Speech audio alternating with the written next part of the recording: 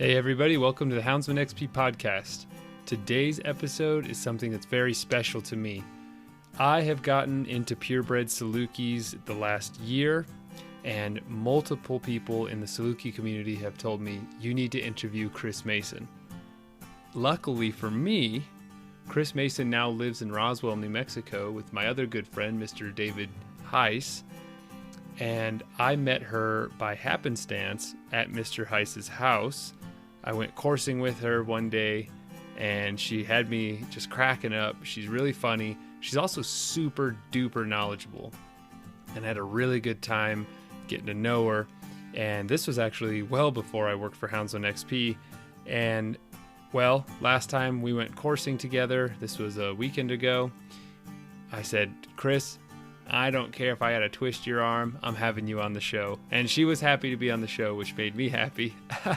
So I sat her down and brought her in for an interview, and I'm super glad I did. She is super knowledgeable in not just Salukis, but lots of breeds in general. She's been a judge. She's been hunting all over the western United States.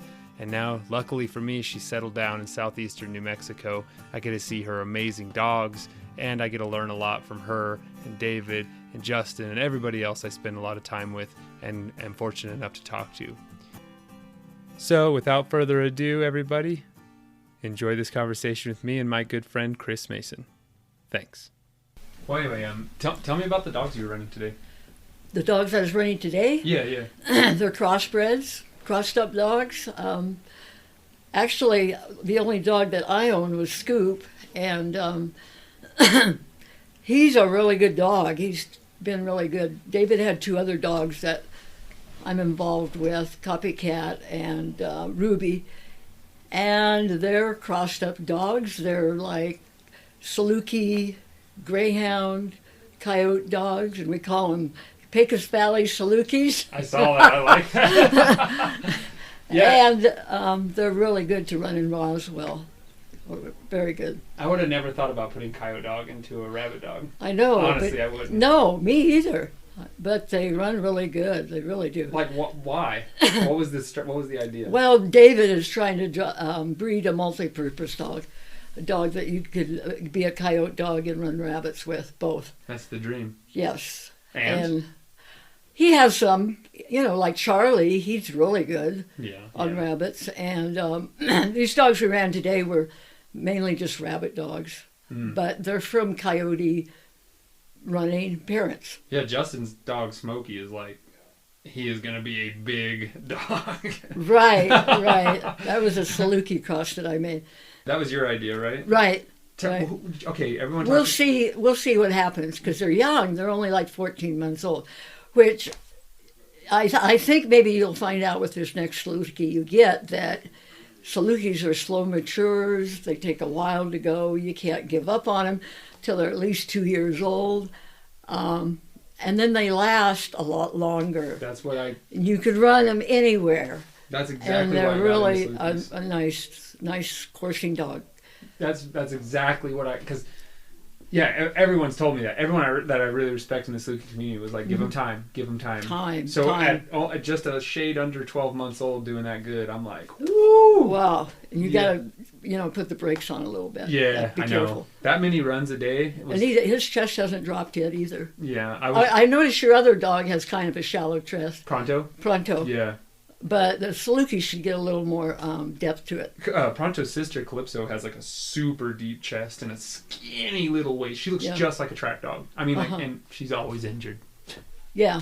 I mean, go figure. But I didn't want to run Strider that many times today. But I mean, it's just... Then don't run him for about a month. Yeah. Oh, yeah. That's what I say. I was going to lay him out for at least 2 weeks. Yeah. I'm not turning him out on another rabbit, but... I mean, and it's good to stress them like that, because they develop a lot better under stress. They really do. And a lot of people run their dogs a lot when they're young, but I don't like to do it. Those growth plates can get pounded. I like them to stress them once in a while, run them, a lot, like 3 hares, and then put them up for a while. And then they start building muscle, bone, and you'll notice a difference in them if you feed them right. Yeah, and that's... You feed them... I feed a combination of, I feed the Purina Pro Plan Performance, and I mix 70-30 beef in it. So 70 meat, 30% fat. And lightly, not too much. It's pretty rich blend. Yeah, good. But I like real meat. I think it makes a big difference. Right. And I like chicken. I feed my dogs 4 times a week. I feed them chicken quarters, raw. Yeah. Raw. And they eat the whole thing. Oh, yeah. Yeah. Paul and they feeds, do fine. Paul feeds chicken necks. And I think that's a really convenient way to feed meat. Sure, chicken necks are really good. Yeah. Yeah, that's better because there's more bone. Yeah. And you just... And chicken backs are the best. Oh, yeah, he did have some backs. If you could find backs, buy those. Where do you get yours? Just from the store? Yeah, I can't find backs anymore. Yeah. You can't. You have to go, really look for them. Yeah. That's what Paul does. He gets them in these huge bags. Right. And they sell them, in New Mexico, I think up around Berlin and stuff. I used to feed chicken backs like 5 years ago, but I can't find them anymore. So I feed chicken quarters. I buy them at Walmart. 10-pound bags. Oh, hey. And really? You just get them from behind the desk?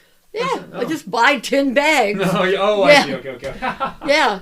Yeah, I want to... My dream is to, like, go on Craigslist and just be like... Someone's like, I got a goat and I don't want it anymore. And I'll just be like, okay. And like, I'll come and get... And I want to take it to like an industrial plant and just like throw it in the grinder. Right. Dead. Right. You say goat and take it home and, I can't do it. I have another pet. Yeah. No. That's... My wife and I, we made a very... we're very compromising individuals, both of us are. And our major compromise was, I said, no dogs allowed to sleep on the bed. None. And her compromise was no livestock. Because they would be a pet, and I'd have a Wilbur out back.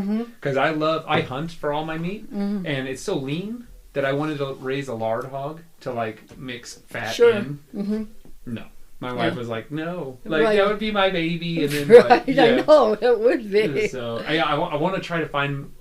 Because what's annoying is like feeding the beef is kind of annoying. I mean, you gotta like bring it out and scoop it out. And I want to switch over to like chicken necks. I saw Paul doing that. And chicken necks are good. It's so convenient. They're just little tiny things. I like turkey necks, but I used to feed turkey necks a lot. But then I got to have 13 dogs, and I can't afford that. Yeah, I know. And that's the thing. Like we just had an episode recently about like New Year's resolutions, and like one of the resolutions that Chris was talking about was don't have more dogs than you can care for properly. Right, and to run, yes. Yeah.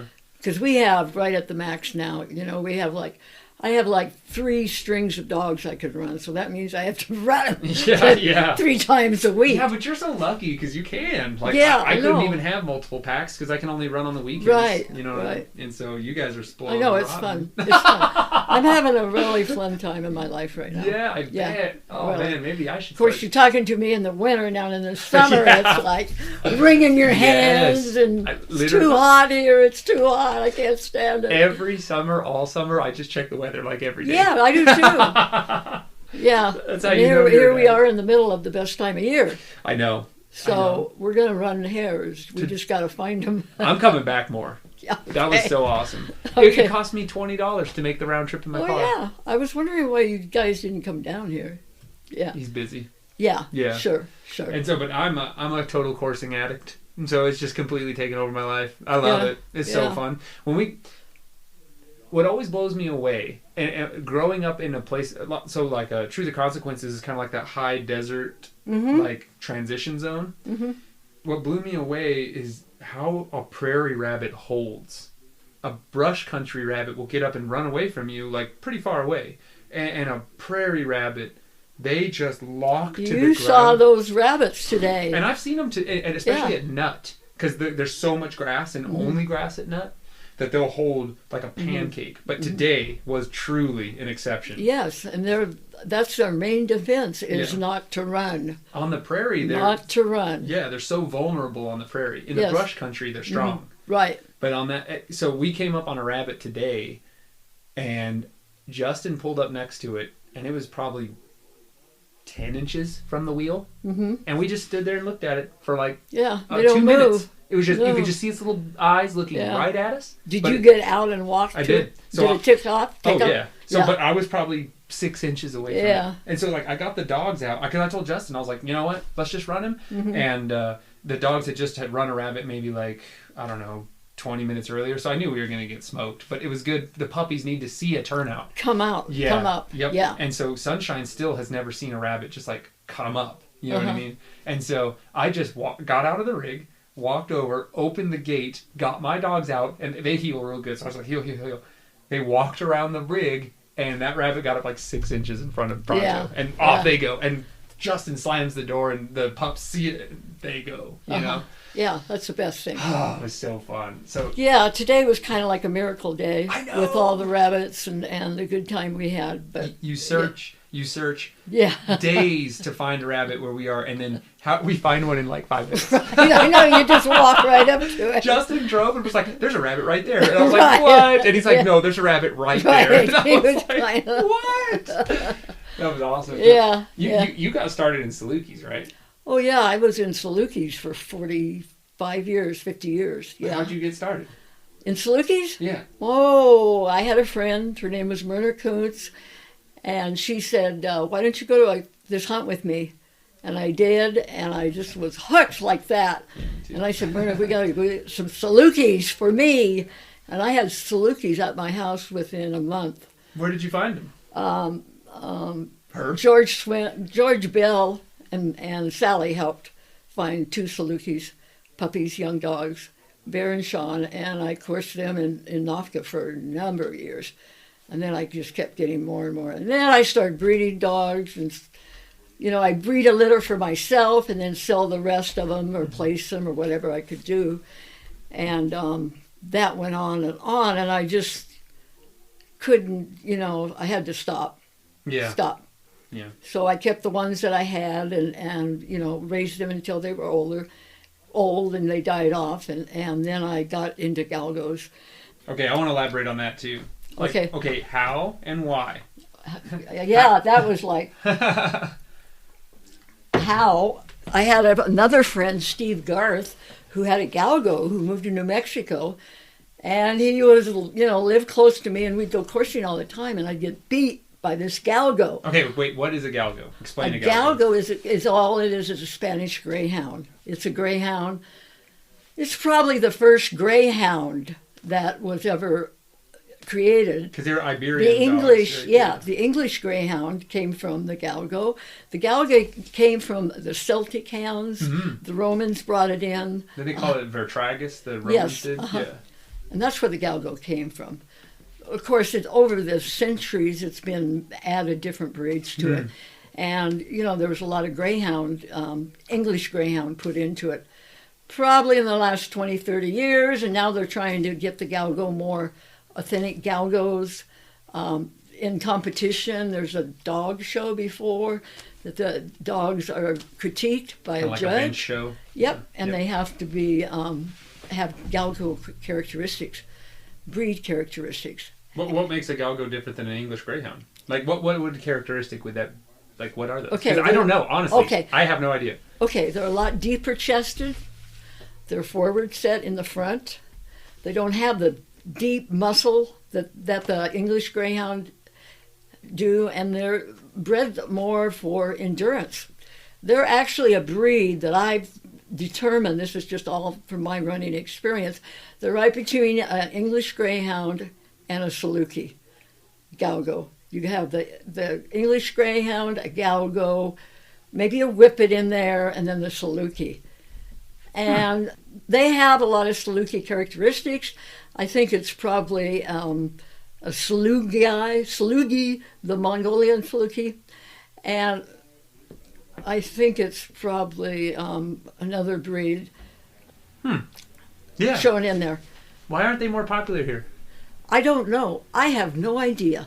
But there's all these rescue galgos. Everybody asks me, do you have rescue galgos? No, I mean, I'm that's what registered, FCI registered. AKC does not recognize the breed.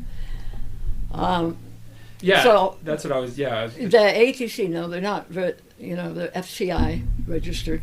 I don't know why there's more galgos here. I don't know why people don't course them more, because they're a wonderful coursing dog, especially for California. They're a little bit too fragile to run here in Roswell, in southern New Mexico. They're just not like the crossed up dogs as far as not getting injured. The galgo does have a lot of endurance. They're bred to hunt off of horseback. So yeah, I see that in those like Spanish videos. Yes, A lot of them galloping after them. We just replaced our horses with Polarises. That's right. That's right. So you started Salukis 40 years ago, and now you're running long dogs. What happened? What happened? That's a good question. What happened? Did David have? You know, I've always been interested in long dogs or, crossed up dogs. I've always have. Because I know my thing is running the best dogs for rabbits, catching rabbits. Yeah. That's same. always what I'm trying to do. Me too. Always. Even in, all the years in Saluki, I was trying to breed the super Saluki that could, super Saluki litter that could all catch jackrabbits, California jackrabbits, which is different than, New Mexico jackrabbits. So it was nothing for me to go into crossbred dogs and trying to breed a dog, like a group of dogs that can catch a jackrabbit consistently. Yeah. So that's what we're doing right now. And like it. Having a lot of fun. I like it. Not necessarily long dogs. I don't have any long dogs. What I have now is a greyhound coyote dog cross or a Saluki coyote dog, depending on what the coyote dog has. We call them Pecos Valley Salukis. Yeah, yeah. So they're exactly what Chris Mason wants. All-purpose dogs. Yeah, They're awesome. all-purpose, and they have to have a really winning disposition, which Scoop doesn't. But why not? He's just a spook, or you mean a disposition on game or on people, or around people. Oh, on people. Yeah. Yeah. No problem with game at all. Yeah, no. And no problem with me. He minds me and does everything, but he's a little shy around strangers. Yeah. What's the difference between a New Mexico rabbit and a California rabbit? Oh, there's a lot of difference between Now you're them. treading into some serious waters right now. There is a lot of difference. You look at the California jackrabbit, and it looks like a thoroughbred.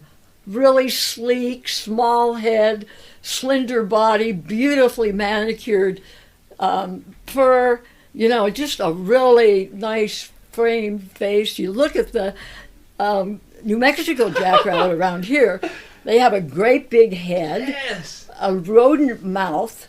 They look like rodents a lot. They're big, and they're not sleek at all. They are huge. Coarse-looking hair lots of times. It's like the thoroughbred and the quarter horse. Oh, I was going to say donkey. Yeah, no, not a donkey, because they are really good. They are. So do you think that, because everyone thinks they have the best hairs. Everyone. And I noticed you did not say whose was better. You were just explaining the differences. Yeah. But all the West Texas guys will be like, oh, we have the best rabbits because they're well fed, and all the New Mexico people. They run on farmland. That's different running. That's California running on manicured fields. Yeah. Farm fields. I still have never set foot on a manicured field. Not because I don't want to, just because I don't have them. Yeah, you go to California and you find them. Yeah. I have. The rabbit run's different too. There's a certain pride I feel to catching them on wild prairie. You know what I mean? Like real wild prairie. Yeah. And I mean, they're kicking up way more because they're artificially subsidized. Their populations are. Right. So there's so many. But there is even though we have to search much harder, much longer, and the ground is terrible compared to a farm field. I mean, there is some kind of, I guess pride is the only word to describe it. Right, to catch one of those. And you're trying to, Yeah, they're hard. I mean, they use the train in those pictures I took today. You can see the rabbit edging through a mesquite. Yeah, you know what I mean? And it's just like, they can't do that on an alfalfa field. No. They have nowhere. There's not a lot of rabbits in the alfalfa fields anymore because of the chemicals that they use on the alfalfa. Really? I think that they probably were using something that made the rabbits sterile. It took 4 years before the rabbits were out of the alfalfa. And it was because they weren't able to breed. I've heard that. I saw it myself. A We friend used to always course on the alfalfa fields. And that was the best coursing in the world. I bet. Yeah, I mean, it was wonderful. Oh, man. Yeah. Not with Salukis, but no, it was wonderful with Salukis, but that was greyhound whippet coursing. Yeah, and in the alfalfa. When I bought Pronto and Calypso from a good friend of mine. He's actually been on the show, Dean Bohannon, and he breeds real high-powered, old-school speed. because they're running on, a lot different country. And although Pronto has held up really well for his breeding out here, his sister not as much, but I'm moving to Salukis because you'll come across a good hard race out here, and Pronto's feet will come back bloody, and the Saluki's feet are perfect. And I'm just like, what's the difference between these 2 feet? What is the difference between those 2 feet? There's a lot of difference. There's a lot of hair on the Saluki feet. The toes, they're usually bigger. Yeah. Man, they got a lot of hair. Huge. Yeah. And the toes are usually shorter. Yeah. Yeah, because Pronto has like really heavy really heavy. Well, that's arch. actually, yeah. Yeah, and Strider has his feet are like just more cushioned. They look almost like they're overinflated doll toes. Right, I know, like they have sandals on them or something. Yeah, moccasins. He ran through like a lava field and his feet were good. Yeah, he cracked a nail. And he's light though. He's real light. But that's the best running Salukis I've seen so far have been like real light, almost like meek looking. Right. Like, and I'm like, you look like a bag of bones and you're hauling butt. You know what I mean? Like.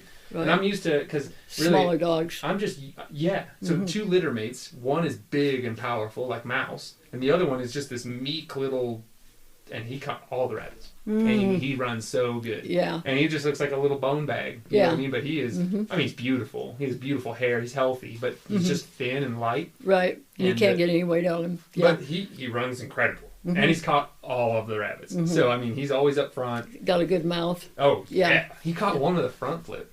It was so awesome. Like they turned, so they're chasing the hare, and I actually got on video. I want to show you. So they're chasing the hare at the end, and the one of the dogs just turned it, and then he put it right in front of him, and he just screamed up on it in the last, it was like 3 minutes and 20 something seconds, and he screams up on it and then flips with it in his mouth, and you can see the hair and the dog just tumbling in. Oh, it was awesome. Yeah, I know, that's neat. Yeah, that's neat when a dog does that. I always used to try to get a dog that does that, especially when I was coursing in Nofka, because that gave you a lot of points. Really? Judges like that type of kill. Yeah, so you try to get a dog. Yeah, spectacular. Yeah, and that's the thing. Everyone was like, Salukis have no mouth. That's what I've heard when I first started. A lot of the long dog folks, they'd be like, Salukis have no mouth.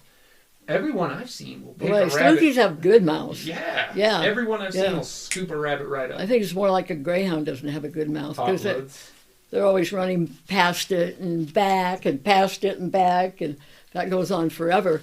Them turning rabbit, never catching it. Yeah. And when I'm judging, I count down on that. So you were a Nofka judge? Yes. Okay. I mean, I have been the last 5 years. I never was a judge when I was running. What is Nofka? Nofka National Open Field Coursing Association. It's an all-breed club that its headquarters or whatever is in California, but they put on hunts in New Mexico, Nevada, and they have in Wyoming. Interesting. And it's for registered dogs only. Okay. And there's a bunch of registered dogs that can run in Nofka. They have mixed hunts, all-breed hunts, and then they have a breed hunts where only your breed can run. Got it. And you're in competition with your breed. The thing with running in Nofka, you're running against the other dogs. That's the competition. When you're out here running like I am now, the competition is the hare. You're trying to catch the hare. You can care less about the other dogs. So you're not looking at things. I like a good team. Yeah. Yeah. So it's different. And nothing against Nofka. I've never done it, so I have no skin in the game. I'm just saying, to me, I'm a pleasure hunter, and I always have been. Yeah. Club stuff to me just hasn't seemed. Maybe one day when I want to move on or try something new. I'm very open-minded. But man, I just love doing what we did today. Yeah. Well, you should try Nofka sometime. I should. Yeah. And I want to for Strider because he can. Yeah. Pronto and Calypso are mongrels. Yeah, right. They're low-born. All they are is mongrels. Right? I heard that in Nofka too. So those are just mongrels. Yeah, I don't know. My mongrel caught that rabbit today. So. Yeah, right. Yeah, and the mongrels run a lot better than registered dogs. That's some. Crossed-up dogs have the registered dogs beat. The majority of the time. Those are big words. I've done it. I'm seeing it myself. There's a lot of coonhound people listening to this going, what? Yeah, that's a world that I am, I'm just getting into, the scent hound community. Yes. And so there's not a lot of scent hound hunting except raccoons on the pecan orchards near my home. You know what I mean? But sure. Oh man, once I saw a race, I was pretty much done. You know what I mean? Once I saw Justin's hounds blast after a rabbit, I was like, and the buggy. So you walked dune buggy. Oh yeah. That's what I'm doing now is dune buggy coursing. You know, and I still walk. I love to just walk in the desert, or the fields or whatever until a rabbit gets up. Yeah. Yeah. I like dogs free coursing. Me too. I don't like to slip dogs, but I will. But so you got to train your dogs to stay in. That's with Salukis. That's a real challenge. Yeah, and I use the shot collar, but you can't really start out with a shot collar. You really have to know how to use it. You have to be careful. Definitely. Especially with a Saluki. Yeah, check out our episode with Jared Moss. He explains how to use one properly to the listeners. But that's the thing. I always started off with, I feel like to keep pups close, the best way is to have dogs that are adults that stay close. Yeah. Pronto. Right. You hunt them with a dog that stays close. Because they will be out there with the dog, the farthest one out. Exactly. They always will. I know. You always will. If you have one that hunts out far, that's where your pups will be. I hate that. I do too. I hate that. So you have to be careful who you take him out with. Yeah, so Pronto, he is like literally Velcro to my hip. Like we were joking around, if I had like a Parkinson shuffle, he'll literally like walk. He'll just like take 3 steps and stop. And then like stop. You know what I mean? But Calypso, she's like a neutron. I'm running everywhere, and of course Strider will follow her. Yes, if she's out there. Right. But if Pronto and just him and Pronto, he's just right there walking along. Yeah, I noticed that a greyhound is more like that than a Saluki. To follow you. Yes. Yeah. Yeah. And you don't have any trouble with the greyhound; they'll be right by your side. That hare gets up, they're gone. So you do think there is? It's not just like a kind of a urban legend or something. You do think there is a difference in personality between Saluki and Greyhound? Oh yeah, big time. What? Big time. Okay, a Greyhound is a lot more biddable. He likes a lot of praise. He'll stay with you. He's more friendly to all sorts of people. He's just the easier dog to have around, handle, take coursing, etc. A Saluki is like a one person. This is just a generalization. Yeah. One person dog. They're bred to hunt, more casting out, and they'll go out and cast, and won't come when you call them. They don't have very, very good, manageable skills that way. They're just very independent. I tell Strider, come, and he's like, maybe not. Yeah, maybe I will. And then I'm like, how about with a shot collar? I'm like, how about you come? They got to understand that that's what you want him to do. Yeah. And that takes a while with the Saluki to even understand that. Yes, and that's what blew me away. It's like I raised like bird dogs growing up. They're so easy to train and so smart. Yes. And it took Strider. He knew what the command meant, but I swear he was just like, I don't care. He's like, completely ignore me. Yeah. And he's like, I don't want to do that. You know what I mean? And for he was very stubborn for the first 5 months. Oh yeah, and they go through a real bad stage when they're a year old. Yes, I mean, goodness, I'd turn the collar up. He's going towards a road, and I'd just be lighting him up, and he's chasing a bird or something stupid. And I'd just light him up, and finally he was just like, all right. You know what I mean? I'm coming. Yeah. I hate you for it. Yeah. And he's real friendly. I mean, he's like a golden retriever limousine. He's all just like... Good. Yeah. Paul did a good job. They raised that litter, and they're really nice. And so I'm really excited. He's turning on really well. Yes, he is. He's very nice. Tell me about Copycat. Copycat is... Because she's beautiful. I just want to hear more about her, honestly. Copycat is a dog that we bred, and she's out of Cat and Charlie, 2 coyote dogs who ran rabbit real good. Yeah, Charlie can do it all. Yes. He's amazing. He is. We've bred him a few times, and he's really has some good pups on the ground. Copycat was the scrawny runt of the litter. She looked like a Saluki. She was very thin and had the fluffy ears. She got parvo when she was a baby. She was sick for 2 weeks. She didn't eat anything, but she kept drinking water. She'd drink water, and drink water. So I think her litter mate, we lost like 3 pups, and she just continued to live, So she got over the parvo, and I started bringing her in the house to feed her and try to get some weight on her, and she became kind of a pet and stuff. And then David decided he wanted her, and he took her for his dog and put her out in the kennel out there.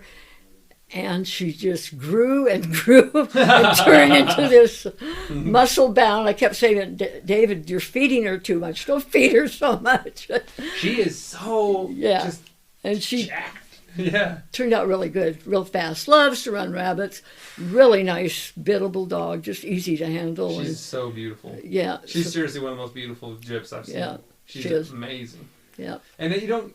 So when was the last dog you walked up to and you were just like, wow, it has what I love? What that happens a lot. What was the last dog for you? I don't know. Copycat was, but, there's a lot of dogs I love. There are. Dakota 283 offers you unparalleled protection for your hounds. We're talking about military-grade kennel crates. I got one of these 2-door kennel crates here at the house. It is super heavy duty. It's got slap latches on it that are stainless steel.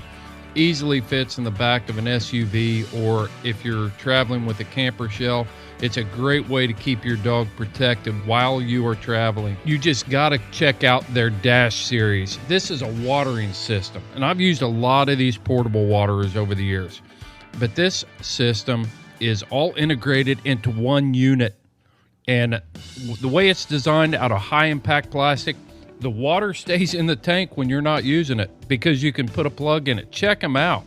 The 3.5 is also compact enough that I can store it behind the seat of my pickup truck while I'm out hunting when it's super cold.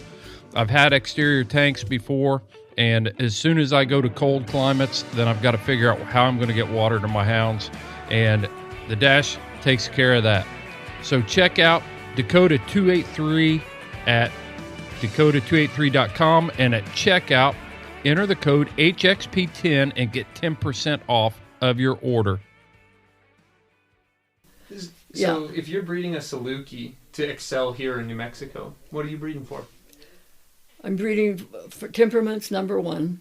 Yeah, I don't hear that a lot, and I like to hear that. Yeah, temperaments number 1. When you say temperament, what are you looking for in a good temperament? Okay, I'm looking for a dog that is easy to catch, is friendly to people, is happy, outgoing, sure of themselves, very, very sure of themselves. It's very important. And there's a lot of Salukis that aren't very outgoing. And they're not very sure of themselves. There are a lot of them, but that's really important. Like even on a rabbit? They're just... No, I mean to people, not on a rabbit. Yeah. I'm talking about just general, every day.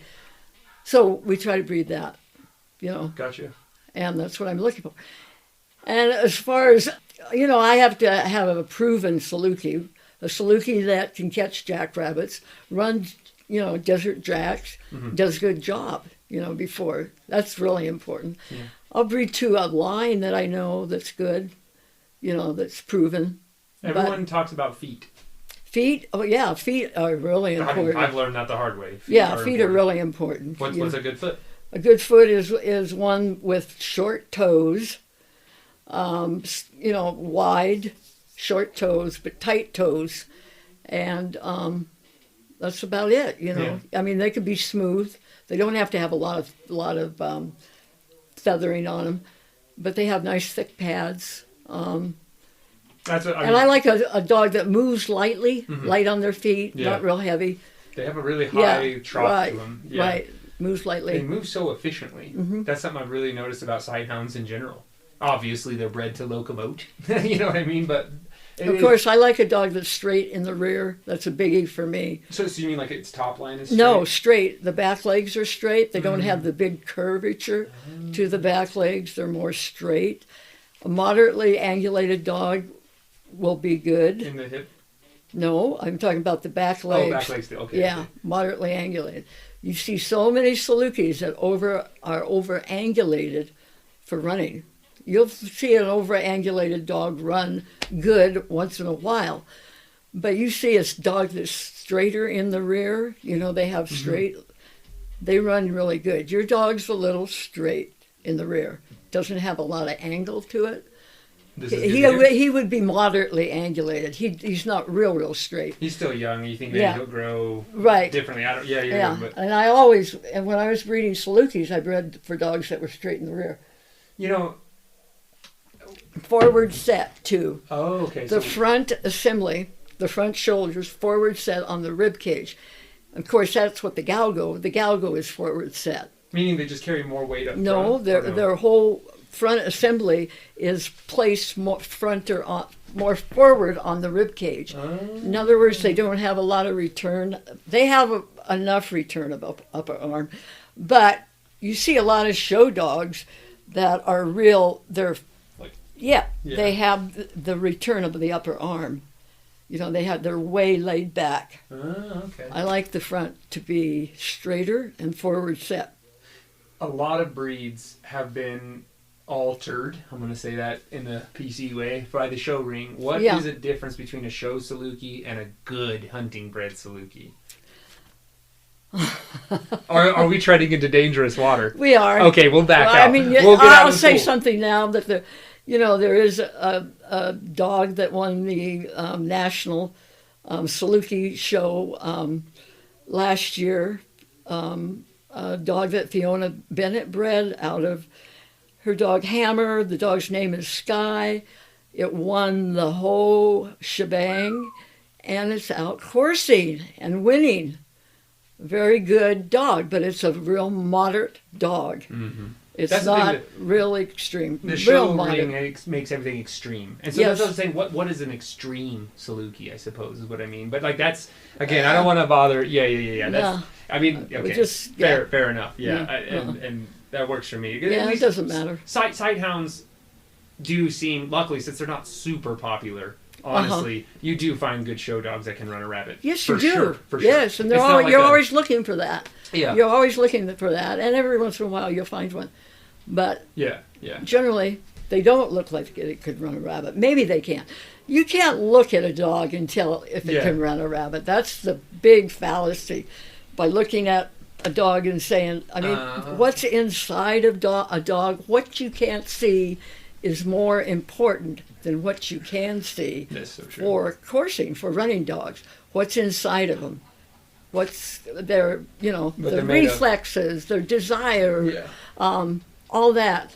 So you can't look at a dog until. I almost want to just double back myself. Mouse has a ton of show dog in his lineage. Sure. And he's incredible. Yes, he is. So look at that go. Right, and that's the exception. But, you will find that dog. Yeah. You will. You will. That is one cool thing I think is neat about sighthounds is that they're, like a Saluki is really a land race. They're so diverse. Mm-hmm. I mean, you got some that are huge, powerful, like Kazakh dogs.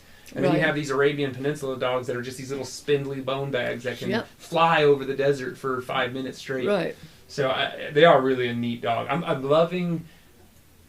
I like to bounce around into communities of people, and the Saluki community is like a whole different amoeba of people than the long dog folks. Right, and that's the way it should be. I mean, everybody, they're all enjoying their dogs, doing what they want to do with the dog. Yeah. And that's cool. That's what it should be. Yeah. And you have a different dog, for different...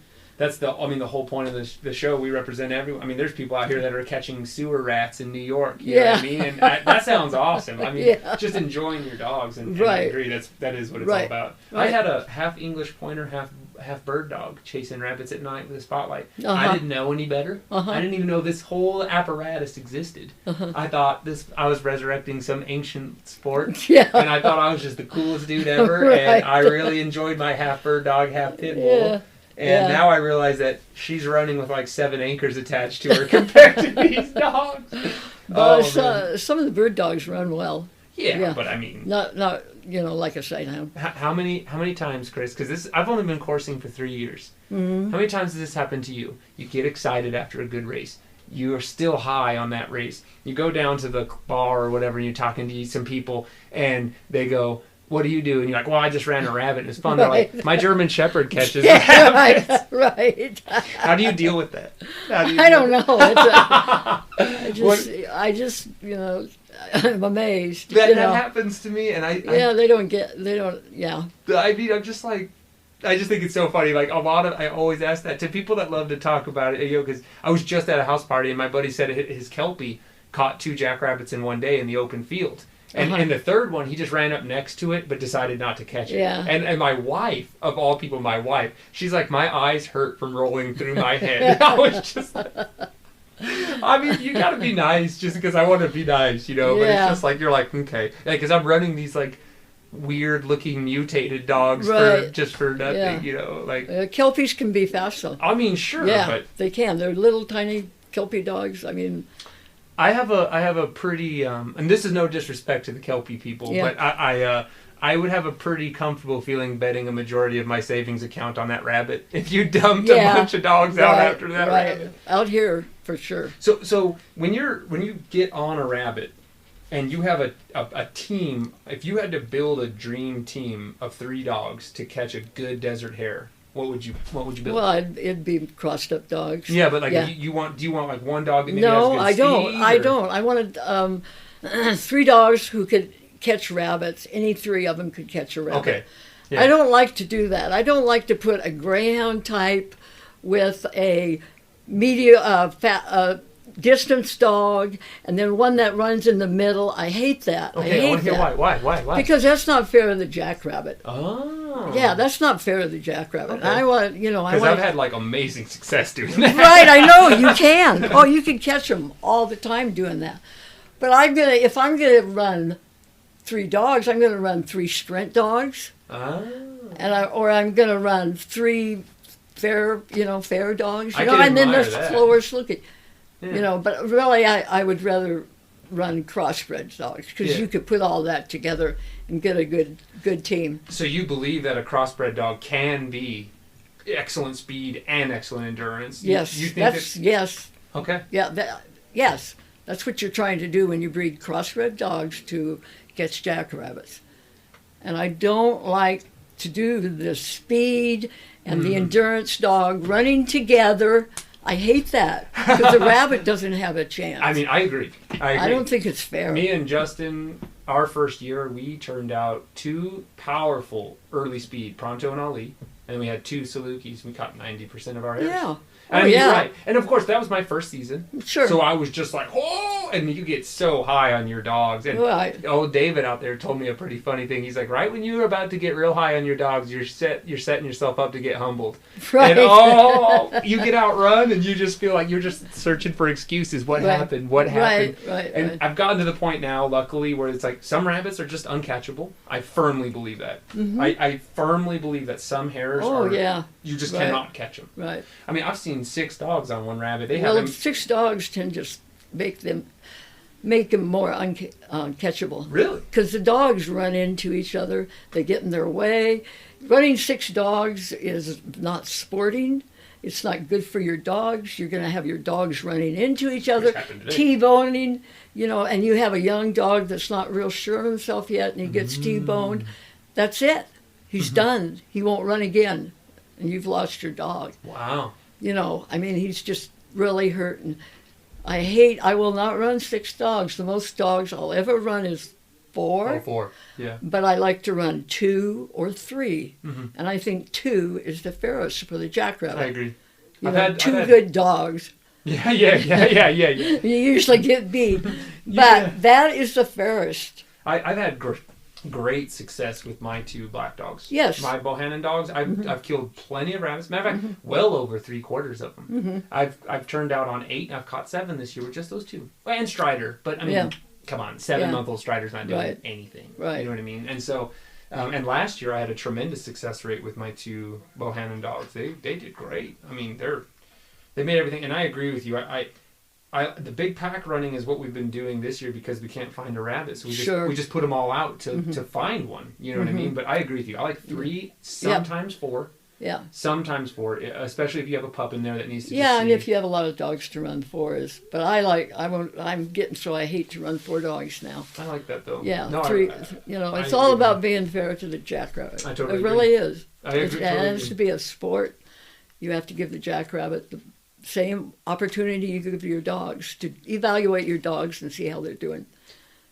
You're right. And in a huge pack, there's just too much going on to see. Yeah, they're running in and out, and the pictures help. Yeah, and you do probably catch more rabbits with 6 if you don't hurt them. Mm-hmm. But they tend to get in the way of each other. They collided today. Yeah. Hey, Hound Doggers, if there is one thing that you could identify Houndsman XP with, it has got to be the message of building unity and bridging the gap. That's why we are proud to sponsor with a company like Dogs R Treed. Dogs R Treed is a company that is based in Ingham, Idaho. It's run by Houndsman. The products were designed by Houndsman. We're talking decades of experience in the field with some legendary hounds doing some legendary work out there.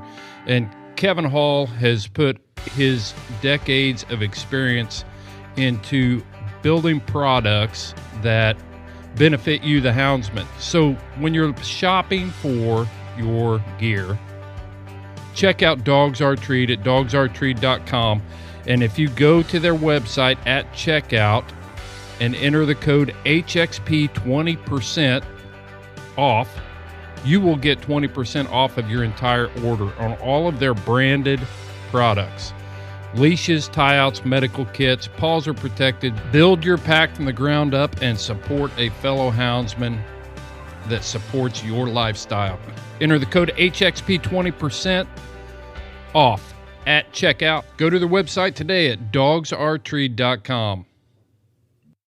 You love hares? You think they're awesome? Oh, yeah. Me too. Really, really. They're mighty. The mighty hare.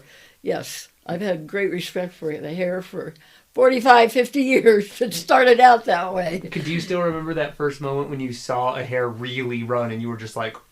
Oh, yeah. I remember that was in Merced, California.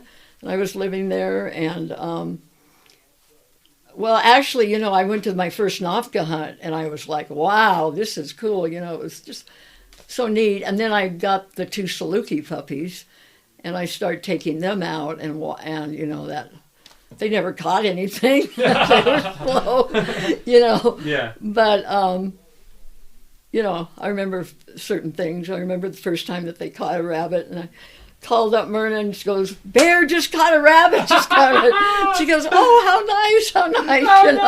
Yeah, I remember when my dogs first caught their first rabbit. Yeah. I called Dean, and I was literally jumping up in the air. I was like, "They caught one, they caught one!" Right. And I remember Dean goes, "Those dogs could catch a rabbit in New Mexico. They could catch a rabbit in Texas. They could catch a rabbit on the surface of the moon." That's what he said. He's like, "You're gonna love those dogs," and oh my god. Yeah. And so. Here's one thing I really wanted to ask you. When you started coursing, were there a lot of women coursing? Because yes. You're the only hardcore houndswoman I've ever there met. were a lot of women coursing. There were a lot. There was Jane Bowman, Sally Bill, just a lot, Do you think it's a male-dominated sport still? Or is, or it never was, or what do you Never think? was, and I don't think it is. Yeah. There's still a lot of women coursing. That's awesome. In Nafka, I mean, not so much out here. It's different. It's male dominated. In the West. Yeah. Yeah. Or at least in the long dogs. Scene. It's a different personality. Yeah. A person who likes the long dog, and a person who has registered Salukis or Greyhounds or Whippets or whatever. They're out there to watch their dog run and have their dog enjoy what they're doing. It's their dog enjoyment. Long dog people are out there to kill the rabbit. That's what they're out there for. Yeah. And, they're out there to get enjoyment themselves rather than having their pet get enjoyment. Completely different looking, looking at things. Yeah, I guess obviously this is a credible generalization because I mean look at me, I'm both. Yeah. Because I love my dogs like they're my pets. Right. But also I love catching a rabbit. Yeah. You know what I mean? Right. So, but I agree with you. I do, and It's different. I've always thought that with hound hunting in general, if we want to keep it going into the future, we need to rebrand ourselves in a way that I think NAVHCA really does capture well. And it's about, look how much fun your dog is having. Mm-hmm. This is what they're born to do. This is what they Right. want to do. Mm-hmm. It's not like every dog wants to do it, honestly. Right. It doesn't matter if it's a bulldog, a pug, or a greyhound. Yeah. If they see a rabbit, they want to chase it.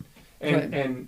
and the best way I've shown people that don't even like have any inkling of ever hunting a dog, I always have those people, even like animal rights people, like no joke, the people I work with, they're like, this is awesome. Mm-hmm. And they're like, I never thought we thought, you like train the dogs to kill a Right. rabbit. People ask me so much, how do you train your dog? And it's like, dude, you just show them a rabbit. You and give them the opportunity. Yeah. That's what you do. To learn You put and- them in the right situation, in the right opportunity, and they do it. And Yeah. you try to, set up things so that they're very successful Yeah.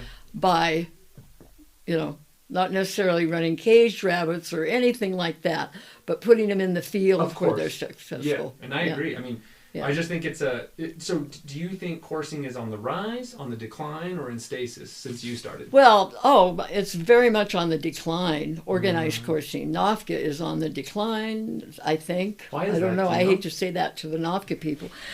There's less people. When I started out, and I was just a member of NAVHCA. And then I became more active in the politics of NAVHCA.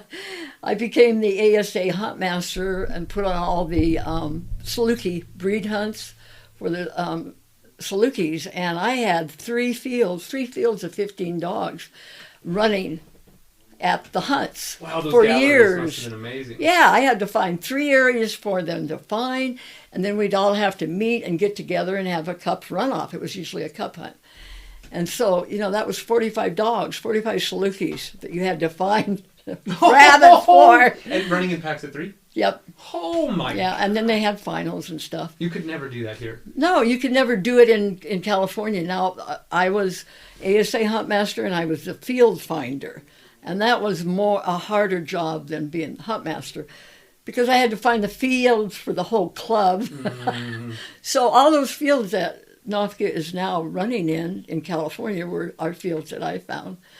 And they're still using them, but they're getting to be smaller and smaller. Right. There's more trees, pistachio trees being, put in. Yeah. Pretty soon they're going to be out of business. And that's why I left California was I could see the fields getting, eaten up by population.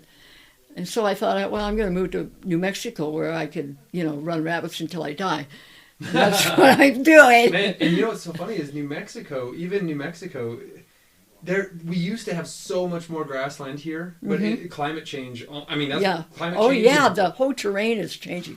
15 years since I've lived here, I see a big difference. Around Socorro where you run, when the first time I stepped in those fields, the grass was up to my knees. You couldn't hardly run rabbits in it. Now it's lucky if it's up to my ankles. Cactuses, Yes. overgrown with shrubs. Yep. And so climate change as well as poor grazing practices. Overgrazing. Coupled with drought, Mm-hmm. because climate change has caused the rains to become more infrequent, but when they rain, it's very hard. Mm-hmm. And so less rain, harder intensity favor shrubs and doesn't favor grass. Yes. Coupled with poor grazing practices and increased surface temperature, the grass is dying across New Mexico. Right. And this is like literally what I do. We have all this data to back it all up. And as we've seen. Yes. And so I think even I am going to struggle to stay in New Mexico. I'll probably have to go north if I want to stay into coursing or east. And some of the eastern grazing out here I've seen is just apocalyptic. Yeah. And I don't even know how a rabbit can survive out Right. there. But Right. that's neither here nor there. I feel I'm very nervous for the future of coursing. I am. Oh yeah, I've always been. That was why I became a field finder, because I was always afraid that we were going to have fields to course in, and so I would go out and find fields so that we would have, coursing meets that I could run my dogs in. Yeah. That's why I became a field finder, and so I did that for like 15 years or 20 years. I don't know, a long time, and I got successful at it.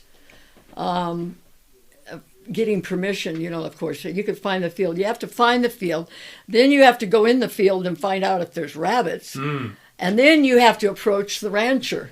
So you're in their field, and they come up to you and go, "What the hell are you doing here?" Yep. And I'm going, "Well, I'm looking for rabbits. yeah, I Mr. promise." Hunt told me I could come in here," and they go, "I'm Mr. Hunt." I go, "Oh, Mr. Hunt, Hi. I've been wanting to talk to you." I've done that, and it's turned Yeah. out great, and I've done that, Yes, and it's turned out not so great. it turned out good for me. I got permission to hunt in the field. But you can't just, "Oh, man, that's a good-looking field. I'm going to get permission to hunt there." And you get, you bring a club there and, "Oh, we got permission to hunt in the field." And you go in there and there's no jackrabbits, So you have to, guarantee that there's jackrabbits before you bring a group of people in there. When I first started coursing and I was finding fields, I got really obsessed with looking for fields. Yeah. Too. And it's just part of it. And Yeah. to the listeners, what blew me away for coursing is how much land you need. Mm-hmm. I thought that a good 100 acres grass field would be 80 enough. acres, yeah. No. You need minimum 2 miles by 3 miles to make it work. Right. Of open prairie, brush country. No. Less than 15% brush cover. And because 3 miles, that gives you enough to get in the middle and still have a mile to the brush. Mm-hmm. And otherwise, and when these dogs are running a minute 40-second mile, Yeah. you're just like, well, in a Okay, if you have an organized hunt that you're putting on, you need a minimum of 8 rabbits to finish the prelim, and you need 3 more. So you need a minimum of 11, 12 rabbits to finish a hunt. Where in New Mexico can you find those fields? Yes. Organized coursing is very hard. I helped organize TCC, the Coursing Conservancy. We hunted out here in New Mexico, and man, we would try to not make not make our hunts very big so that we could finish. So another thing, when I love taking people that have never hound hunted out. I love it. So do I. To see people see the dogs. I love it. Anybody who wants to go coursing, I take them out. Me too. That's why I don't want a lot of people to know that I'm coursing a lot. Because they'll call me up and say, "Can I go coursing?" And of course, I'll say yes. Yeah. Always, and especially new people. New people. I love to see their excitement. I like even taking non-hunters, people that have never hunted in their life, because everybody loves dogs. Yes. And I have a knack for hyping up how cool they are. Yes, you know what I mean? And that's the enthusiasm's really refreshing. People could say I'm enthusiastic. Yeah. Maybe. Yes, just a little bit. Did you see me jumping after they caught the rabbit today? Right. But anyway, the first thing that most people are amazed by is how hard it is to find a jackrabbit. Yes. And when I first started hunting with Justin, he's like, "Oh, we're going to drive like an hour before we see one." And I was like, "Dude, it's a rabbit. There's a rabbit under every little bush." Right. No, there is not. No, there's not. And if there is, you don't see them. Right, and if there is, you're right by the freeway or by houses or a multiple of things that you can't run. You have to find a safe area to run, which is very hard to do sometimes. Yes. Fences, if the fences. pastures are too small, fenced Yeah, in. ground, too much cover, cactuses, cacti, and a whole bunch goes into it. And when I first started, I thought that if it was an open area and there was rabbits, go hunt it. Right. And now I've learned holes, cactuses, rocks, gullies. And it's kind of annoying in a way because like a coursing dog is an incredibly specialized weapon. Mm-hmm. And so you need to make sure that specialist can work in a special place. Right. And it took me a while to learn that. Right.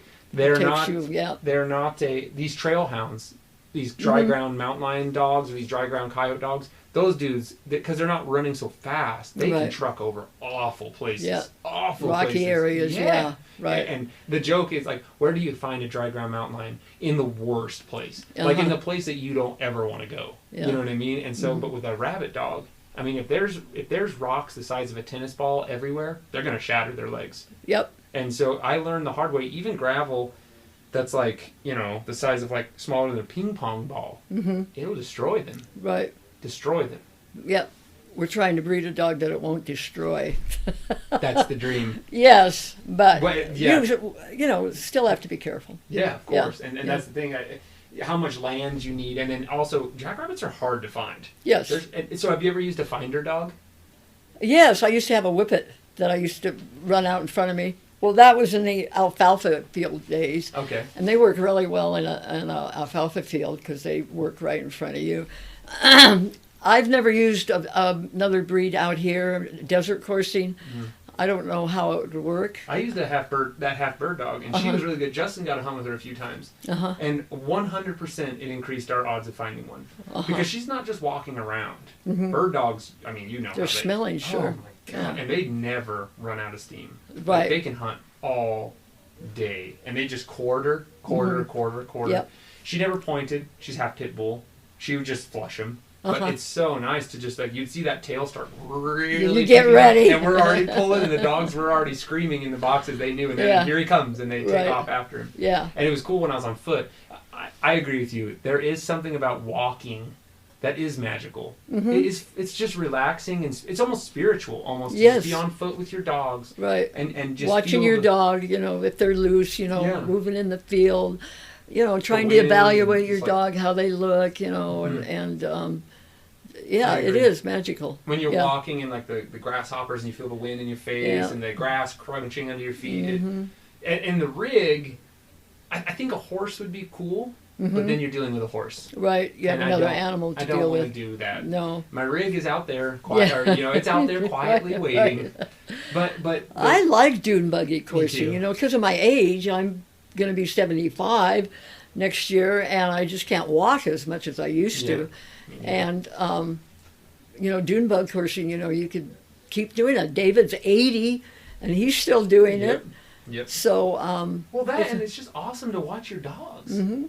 I mean, just to see how they actually and dune bug coursing is a lot safer than just walking in the field because you're chasing your dogs. You have your dogs in sight. You see where they are. You could pick them up right away. If they're, you know, overexhausted, you could wet them down, give them water right away. They're not having to trot back to you and jump another 3 rabbits. Oh, yeah. So you're right there with them. You could get them, you know, and like I said, water them and walk them around, and they don't get lost. And you see so much more of the course. I am amazed. You know, judging in Nafka, all you see is maybe 1/2 the course, a quarter of the course. Sometimes you see the whole course. But what happens in that last half is amazing, you know. Putting the rabbit into position. Yes, and you know, who won the course up front, up where you could see it, is not the same dog that really won the course. Yes. Which I was just flabbergasted about what happened. And of course, you know, my whole perspective has changed. Yeah. By dune bug coursing. And it's fun. It's so fun. Yeah, you don't, you know, kill it's like yourself. A roller coaster. Yeah. And you're watching the dog. Yeah, you're zooming along the desert, you know, chasing your dogs, and it's so fun. And you're right there when they lose it or whatever happens. You're there. I introduced Mr. Domsky to dune buggy coursing. Yeah. And I call it rig hunting, but whatever, you know. And that's the first thing he noticed that he loved about it was that you're there to pick them up. Yeah. After they ran a 1.8 mile rabbit, 3 minutes 37 seconds. They were, I mean, they're just beat after a rabbit like that, and we're right there. Right. I had dogs go down, and I'm right there. Oh, yeah. Could have never made it back. I had one dog go down, and I don't think it could have made it back. We would have never found it because we didn't have a tracking collar on it. But I was there, and I picked it up, you know, and got it revived. Yeah. Dang. Yeah, it's much safer than just letting your dog loose on foot. I agree. And they don't, of course, the tracking collars help so much in keeping track of your dog. So you run GPS collars? Yes. You don't think that's too much weight on their neck or anything? I get the real light ones, the mini collars. Okay. And I use those. I mean, they were I had the regular collars, and I thought they were too much on them. But I have real scrawny galgos. They have a real thin neck. You know, my cross-up dogs could carry those heavy collars, no problem. And I don't think it interferes at all in their coursing. They don't even know it's on. You know, at first they do, But then they forget about it. Yeah, when they see a rabbit. Yeah. I mean, I've seen dogs with shattered toes forget about their toes pretty quick when a rabbit comes up, you know. Right. So, and that's the thing, those tracking collars, a lot of our scent hound folks, that's their bread and butter. And I don't know anything about them. I've never even touched one. And really? Yeah, because, I mean, I have 2 dogs. And so I've sunk, and I'm obsessed with coursing. So I've just sunk so much time and energy. Yeah, sure. And they are so good. I mean, I'm just going to be honest. Like, they are so good. Like when we were hunting, I just let them out. Right. They're going to stay close. Right. They're not going to be idiots, and they're not going to chase antelope. And they're going to stick around. And when I say get in, they're going to jump in the box. But I have 3 dogs. Yeah. And I have sunk hours, days, weeks of training into them. Right. And so I trust them 100% rock solid to come to me. After a race, I get up on the rig, I whistle. If there's a fence or something, get up on the rig and whistle, they're on the way. My little bitch is packing them back. You know what I mean? And so, and again, I asked you, I saw Scoop bring the rabbit back. Yeah. And I asked you, how do you train a dog to do that? You can't train a dog. It's a natural instinct. If they do it, they're going to do it. If they're not, not all dogs pack them back. Calypso, my female, will, but sometimes she won't. It's like sometimes she just doesn't want to pick them up. I don't know why. Yeah, I sometimes, when I'm on feet and they don't bring a rabbit back, that doesn't necessarily mean they didn't catch it. That's what I learned. Yes. And so, like, a lot of times I'd be like, they got outrun, but then I'd see the hair all over their mouths. Right. And I was like, they must have caught them. And right. then, like, this was when I was still on foot before I had a rig. And because Justin was the only one with a rig, and so I had to walk. And then I was like, wait a minute, they must be catching them. And so then I would turn around and walk where I saw them come from, and then they'd get excited and go back to the rabbit. And I'd be like, oh, yes! Yes, you know? yes. And so, And so, let me ask you something else. I got to tell you something. I had a dog named Toke, a real big, desert kind of looking, ring-tailed dog. He was a really good coursing dog. Saluki? A Saluki, yeah. And I'd slip, like 3 dogs, and he'd go out there and course it, and get out of sight, and I couldn't see him. And then all the 2 dogs would come back, and then Toke would come back, kind of from a different direction. So they didn't catch the rabbit, this happened, and this happened like 3 times. And then I went back to my pickup, and we were going home, and I looked under my pickup, and there were 3 dead rabbits. Oh! This happened like 4 or 5 times. He would catch the rabbit or get the rabbit, bring it back to my pickup, lay it all stretched out pretty under my pickup, and then come to me. And I wouldn't know that they caught the rabbit. That's awesome. Yeah, he was quite an awesome dog. Sometimes when Pronto and the pack catches him, Pronto likes to hide him under the rig. Yes. He'll like, this is mine. Right. And like sneaking it up and hide it under the... Yeah. But he'll never pack them. Never. He'll stand, when he catches them on foot and I'm watching through binoculars, he'll just breathe, catch his breath, bite it a couple times. Yeah. And here he comes. Right. And Calypso... A lot of dogs are like that. Calypso will be like, I don't want to leave.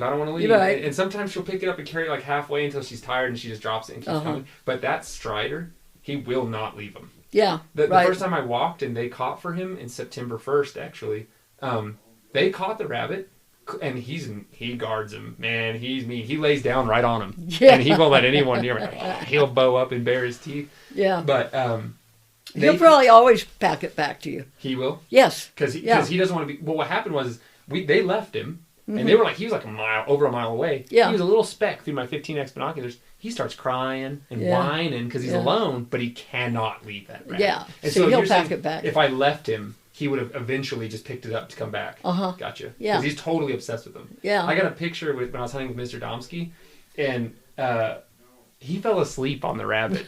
Like, he just put his head on the rabbit in the rig. We put the rabbit in the rig, and he fell asleep on the ground and put his head over it. And anytime someone would come by, you're right. He'd like open his rabbit. Yeah, he'd open his eyes.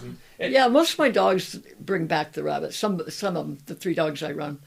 Yeah. I love watching you grab I do too. I do too. They're so big. That's another thing.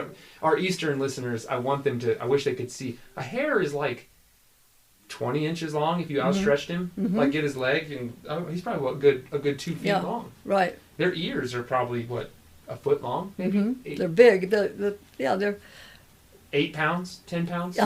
That's what they weigh. About 8 pounds. Yeah, 7, 8. That big 7 male, and 10. That male we caught today was probably like 9 pounds. I mean, his head was like a freaking orange. Right. That was a big rabbit. That was. So, that was. Yeah. Well, we had fun today. Oh my God, fun. It's an understatement. I've been trying to get you guys to come up here. It's so refreshing to have luck like that. Right. Because me and Justin have had the worst luck all year. I mean, it just something happens. We had the dogs out looking for a rabbit. No. It's awful. Anyway, it's good when it's good. Most of the rest of the time it sucks. Yeah. Most of the time it's not. Yeah, right. yeah. But The population. you go for the good times. That's for right. your dogs. The population is always low there. It's just such unfavorable habitat. It's like almost like a desert island of, but anyway. Yeah. Anyway, Tobosa's terrible forage for everything. Justin's pups got a rabbit up. They coursed him. It was, everything picture perfect. That was the second rabbit they ever seen. They had him right in front of them. Both of them hit a road, submerged in the grass, go down. Oh. By the time they come up, the rabbit's gone. Uh-huh. And the first rabbit they got up, the pups didn't even know what was going on. They didn't even see it. Pronto just left with it, and they had no clue. They were just kind of like half-ass running next to the rig. Right. The third rabbit, they were going, and then Smokey tripped, down he goes, and then Sunshine got hit with a bush or something and just got disoriented. And then Pronto leaves with it. Yeah. And then the fourth one, the rabbit was so powerful, it just left them all. And so we just had bad luck after bad luck after bad luck. So to come here, get a rabbit up in 5 minutes and have this picture perfect race was just so cathartic. Yeah, I was glad it went that way. It made my soul. Yeah. Well, first of all, I wanted to thank you for having us, and thank you for being on. Is there anything you'd like to say? Is Not there any really, final thoughts? no. Have I scavenged your brain thoroughly? I just love coursing. I hope to do it until I'm 80. What can we do? I'm going to ask you, what can we do to perpetuate coursing? And then we'll wrap it up there. Well, the thing is, it's becoming, the whole country's becoming more populated. And I think you really have to keep the pictures off of Facebook of dead rabbits. Agree. We used to, when I first got into coursing, we used to be horrified if we had a picture of a dead rabbit. Get out, and it's not about killing the rabbit. It's about letting your dog do what he's bred for. That's what it is. And you got to really perpetuate that. You have to listen to the animal rights, listen to them. The idea, this really bugs me, the idea that there is a pandemic going on in this country right now and organized coursing is still going on. It needed to be canceled at the beginning of the season, and it wasn't. And that will come to haunt organized coursing. That is not the right thing to do, even though you say you're following, the guidelines and doing this and doing that. That's a bunch of bull. It really is. Yeah. We should have never had a season, or they should have never had a season. When you say listen to animal rights activists, I think that is an important distinction, because I've always found the best way in life to move forward with a good level head, at least trying my best. Of course, no one's perfect, but you need to at least hear what they're saying. I'll never agree with extremists on any angle. Right. You know what I mean? When I say extremist animal rights people, and I'm saying extremist un-animal rights, I'll never agree with people pit fighting dogs. You know what I mean? I'll never agree with extreme people, left, animal rights people. But it's important to at least hear what they have to say so that we can arm ourselves properly to protect ourselves. Right. And that doesn't mean hiding. No. I don't like hiding. No. Because hiding is an admission of guilt, in my opinion. Right. I think... But you don't have to advertise what you're doing. I agree. And we have talked about this on the show, until my tongue is going to bleed. Good. Like keeping the crappy videos off of the internet. You can, a bunch of people smiling together holding a rabbit, that could be edgy to some, but to others that's whatever. But to me, that's not as extreme as showing your dogs learning on a caged rabbit, or on a caged fox, or a caged coon, or a caged coyote, a fox pin or something. That is an integral part of training young dogs. We all know that, but that doesn't mean we need to be showing it. Right. Because it's the middle of the road people that are our allies. The extremists will never be our friends. No. Never. No. But you got to know what they're thinking of and what they're planning. Agree. Totally agree. And just, how to arm yourself and yeah. That's it. So yeah, and I could not agree Because more. that's what's going to do coursing in. That's what's going to do all hound hunting. Yeah, is the people. Yeah. They're going to destroy the habitat. You know, they're going to come after you because you're killing rabbits, and you know you're horrible people doing that. I mean, you just can't ignore them and say, you know, get out of my face and all that. You have to be respectful. You have to be a leader. Yeah, you have to be very respectful and listen to what they're saying. And you may not agree with it. Right. I listen to people all the time. I don't even agree with my own wife 100% of the time. I still listen to what she has to say. Right. I think those are great words to live by, and I think that's exactly the kind of like wisdom that the hound hunting community in general needs to hear. Mm-hmm. And nobody's perfect, but you have learned a lot more than I have, and that's why I like talking to people like you. So thank you. Thank you so much for being on the show. I will see you again next week. Okay. Bye-bye.